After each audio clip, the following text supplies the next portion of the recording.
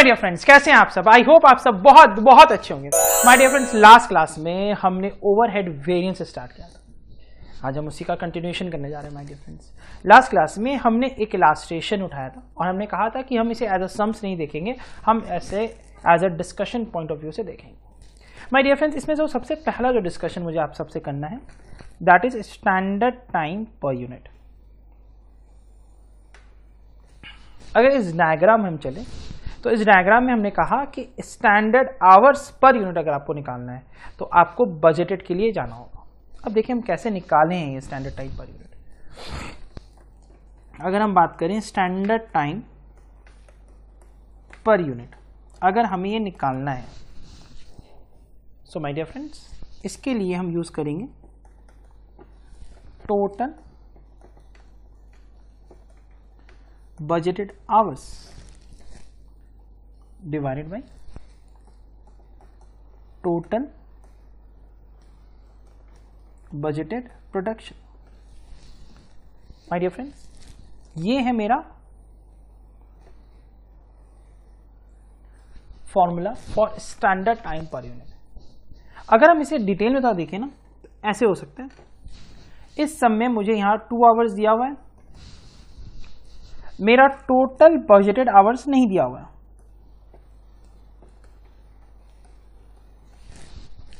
Divided by मेरा total budgeted production शायद दिया हुआ है विच इज 6000। एक मिनट माय फ्रेंड्स, कुछ प्रॉब्लम्स। हाँ अब ठीक। So 6000, therefore total budgeted hours equals to कितना हो जाएगा? 6000 इंटू 2, 12000 घंटा। माय डियर फ्रेंड्स, अगर एग्जामिनर मेरे साथ गेम खेलना चाहा तो पता है आपको क्या करेगा माय डियर फ्रेंड्स? वो आपको दे देगा टोटल बजटेड आवर्स। सो सम्स ऐसे बनेगा, वो यहां पर ना ये चीज नहीं देगा, वो यहां लिखा रहेगा टोटल बजटेड आवर्स कितना? टोटल बजटेड आवर्स 12000 घंटा। सो अपने को करना क्या है? 12000 घंटे को 6000 यूनिट से डिवाइड कर देना है। सो मेरा निकल के आ जाएगा स्टैंडर्ड टाइम पर unit 2 hours. My dear friend, इसी में तो स्टूडेंट्स कंफ्यूज हो जाते हैं। उन्हें दिया जाता है टोटल बजटेड आवर्स, उनको ये दिख रहा है कि उसमें सम्स में लिखा हुआ है टोटल बजटेड प्रोडक्शन, बट उनका दिमाग ही काम नहीं करता है कि स्टैंडर्ड आवर्स पर यूनिट कहां से निकलेगा। वो इधर उधर देखते हैं exams. So my dear friends, अगर आपके एग्जामिनर स्टैंडर्ड टाइम पर यूनिट दे दिए हैं तब तो कोई इशू नहीं है, बट अगर स्टैंडर्ड टाइम पर यूनिट नहीं दिए हैं वो, तो उसको निकालने का तो जरिया बताएंगे ना। तो उसको निकालने का जरिया क्या है? आपको बजटेड प्रोडक्शन दिया रहेगा और आपको बजटेड लेबर आवर्स दिया रहेगा।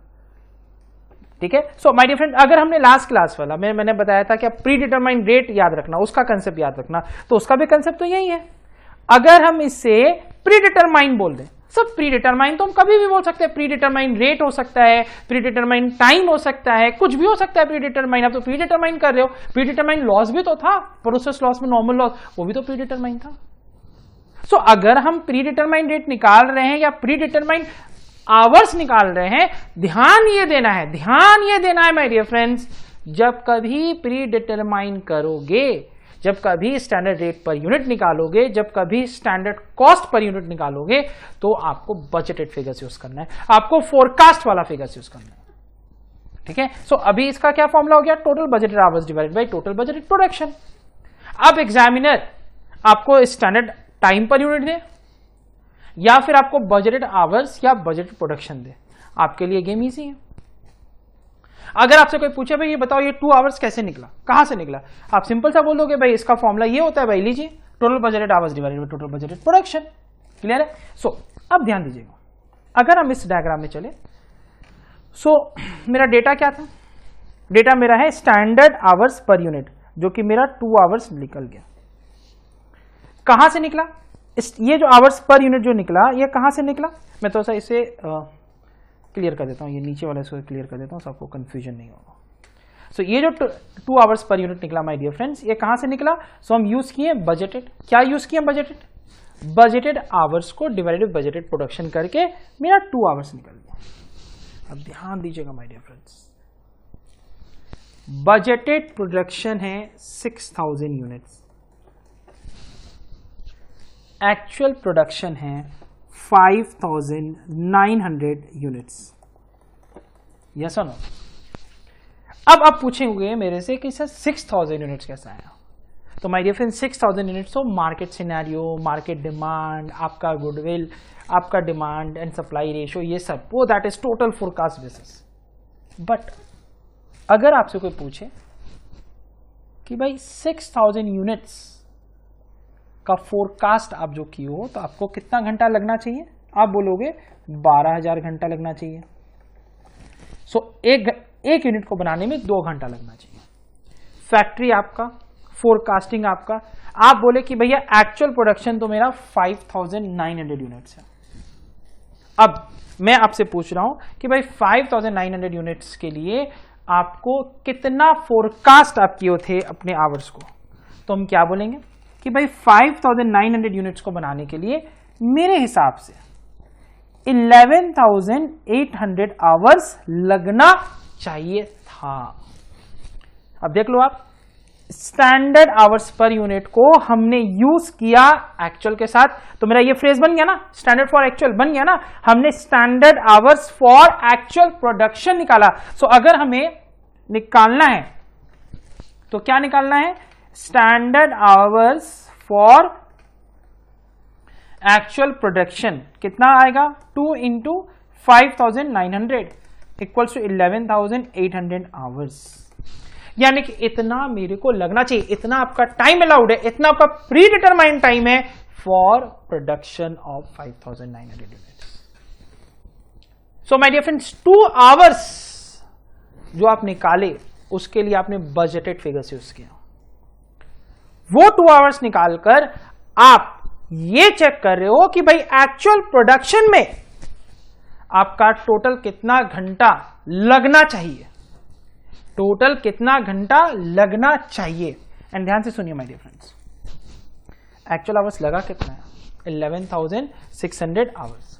सो 11600 आवर्स लगा है, बट आपके हिसाब से कितना लगना था? 11800 आवर्स। लीजिए मैं कंपेयर कर दिया, मैंने कंपेयर कर दिया। तो this is efficiency variance, this is efficiency variance जो हमने सीखा था।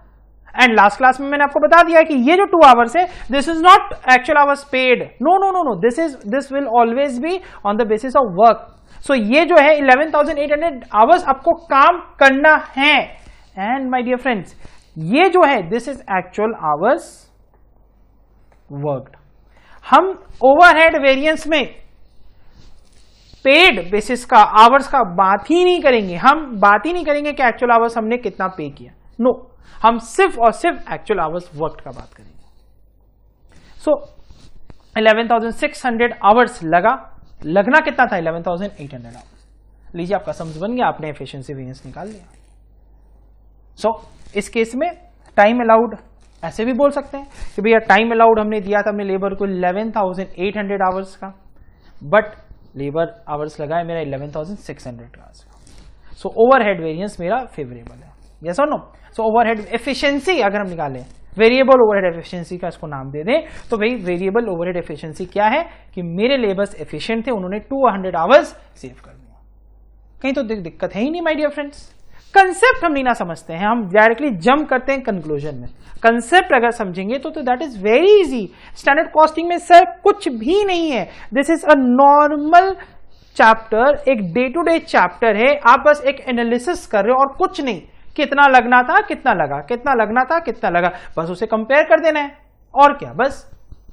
सो अगर भाई एग्जामिनर मेरे को स्टैंडर्ड आवर्स पर यूनिट नहीं देगा तो क्या देगा? टोटल बजटेड आवर्स देगा, टोटल बजटेड प्रोडक्शन देगा, मैं वहां से स्टैंडर्ड आवर्स निकाल लूंगा पर यूनिट।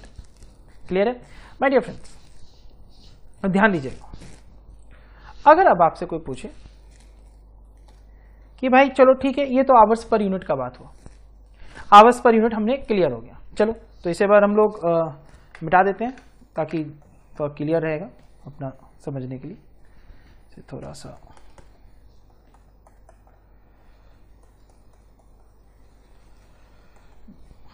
चलिए अब हम स्टार्ट करेंगे। भाई अब हमसे कोई पूछा कि भाई स्टैंडर्ड कॉस्ट पर यूनिट बताओ, तो भाई ध्यान दीजिएगा, तो स्टैंडर्ड कॉस्ट पर यूनिट हम कैसे निकालेंगे?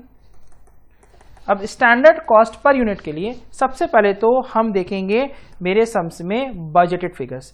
माय डियर फ्रेंड्स, बजटेड में हमें स्टैंडर्ड कॉस्ट पर यूनिट के लिए क्या क्या चाहिए? हमें चाहिए टोटल बजटेड ओवरहेड और हमें चाहिए टोटल प्रोडक्शन। क्यों? बिकॉज सर हम निकाल रहे हैं स्टैंडर्ड कॉस्ट पर यूनिट। जब हम बात करते हैं स्टैंडर्ड कॉस्ट पर यूनिट का बात करते हैं तो हम प्रोडक्शन लेंगे। सो भाई ये दो से ही, इस दो डेटा को जब हम यूज करेंगे तो मेरा स्टैंडर्ड कॉस्ट पर यूनिट तो निकल के आ जाएगा। ठीक है, सो अगेन अगर हम चलें स्टैंडर्ड कॉस्ट पर यूनिट का फॉर्मूला में,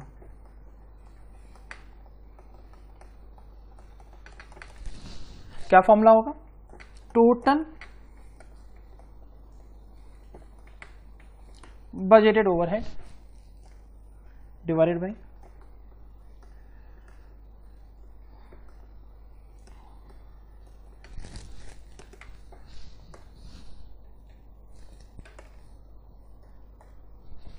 $1,20,000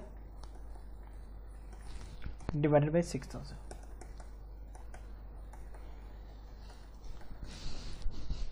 अब ध्यान दीजिएगा माय डियर फ्रेंड्स, एग्जामिनर ना दिमाग से खेलते हैं, स्टूडेंट्स का दिमाग ही से तो खेलना है। अगर मुझे भी कोई क्वेश्चन पेपर सेट करने बोल दे तो मैं क्या करूंगा, एक बार आपको उसने दिया स्टैंडर्ड टाइम पर यूनिट, सो आपको निकालने का दरकार नहीं है, बस वो आपसे सेकेंड स्टेप पूछ रहे हो। इस केस में वो क्या किया ना, स्टैंडर्ड कॉस्ट पर यूनिट के लिए आपको स्टेप 1 एंड स्टेप 2 दोनों बोल रहा है करने के लिए। माय डियर फ्रेंड्स, अगर ये डायग्राम आपके दिमाग में बस जाए ना तो ध्यान दीजिएगा, ये पार्ट जो हम बोलते हैं कि बजटेड से हमें निकालना है, this is my step 1। Step 1 ये है और यहां से मेरा स्टैंडर्ड निकल जाएगा। एंड जैसे ही मेरा स्टैंडर्ड निकलेगा माय डियर फ्रेंड्स, हम उसे स्टेप 2 की ओर लेके चलेंगे, which is standard for actual. ये है मेरा स्टेप 2। और माय डियर फ्रेंड्स, ये दोनों स्टेप हमने आपको डिटेल में ओवरहेड चैप्टर में बताया। आई डोंट थिंक कि स्टैंडर्ड कॉस्टिंग वाकई में एक चैप्टर है जो इसको अलग से फोकस करके पढ़ना चाहिए। नो नो नो नो, मेरा ये मानना है कि अगर हमने पूरा सिलेबस अपना कंप्लीट किया अच्छे से, with full dedication, with full honesty, तो standard costing is your revision chapter. इसमें आप रिवाइज कर सकते हो। जस्ट सी कितना वास्ट चैप्टर ये, it literally covers your material chapter, your labour chapter, overhead chapter. आप ओवरहेड एंड स्टैंडर्ड कॉस्टिंग दोनों साइड बाय साइड रख के आप रिविजन कर सकते हो माय डियर फ्रेंड्स। फंडास आप वही यूज कर सकते हो जो आप ओवरहेड चैप्टर में सीखे हो। फिर भी लोग I think 11 class, 12 class, 15 class, I think students भी भाई लेक्चर्स लेते हैं अलग से भाई स्टैंडर्ड कॉस्टिंग का, but for me standard costing is really very easy, trust me on that. Standard costing is just a revision chapter, nothing else for me.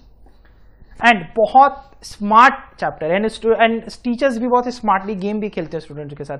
They put up some questions जहां पर उनको पता है कि students यहाँ पर error करेंगे। जैसे फॉर एग्जांपल इसी क्वेश्चन को, ये हमने अपने इंस्टीट्यूट के मैथ्स उठाया है, आप देखो ना, स्टैंडर्ड कॉस्ट पर यूनिट के लिए वो आपको स्टेप 1 एंड स्टेप 2 दोनों फॉलो करने बोल रहे हैं, but standard time per unit के लिए वो आपसे सिर्फ स्टेप 2 में ही काम कर लेंगे। बहुत सारे स्टूडेंट्स में कंफ्यूज हो जाएंगे, दे आर टोटली ब्लैंक कि इसमें करना क्या है। ठीक है, सो मेरा ये मानना है कि जब भी आपको कोई क्वेश्चन आए ओवरहेड को लेके, आप ये डायग्राम ड्रॉ कर लो, ठीक है, एंड पुट करो कि मेरे पास स्टैंडर्ड सारा कुछ निकल गया है कि नहीं। अगर ये स्टैंडर्ड आपके पास है तो आपके लिए एक्चुअल में आना बहुत ईजी है। बजटेड अगर है तो बजटेड से स्टैंडर्ड आओ, स्टैंडर्ड आने के बाद आप फिर स्टैंडर्ड फॉर एक्चुअल, और एक्चुअल डेटा तो सर आपको एग्जामिनर देगा ही, कोई इशू नहीं है। ठीक है, तो माय डियर फ्रेंड, आज हमने दो चीज देखा। एक हमने देखा sir standard cost per unit, और दूसरा हमने देखा आई थिंक स्टैंडर्ड टाइम पर यूनिट। ये दो चीज हमने देखा। सो स्टैंडर्ड टाइम पर यूनिट हमने कवर कर लिया, हमने standard cost per unit cover कर लिया। My dear friends, next lecture में हम इसका थोड़ा सा और डिटेल पार्ट में चलेंगे, यही सम्स कंटिन्यू रखेंगे। This is our main discussion sums. Okay, so my dear friends, with this I am going to end this lecture. Thank you so much for watching KS classes. Thank you.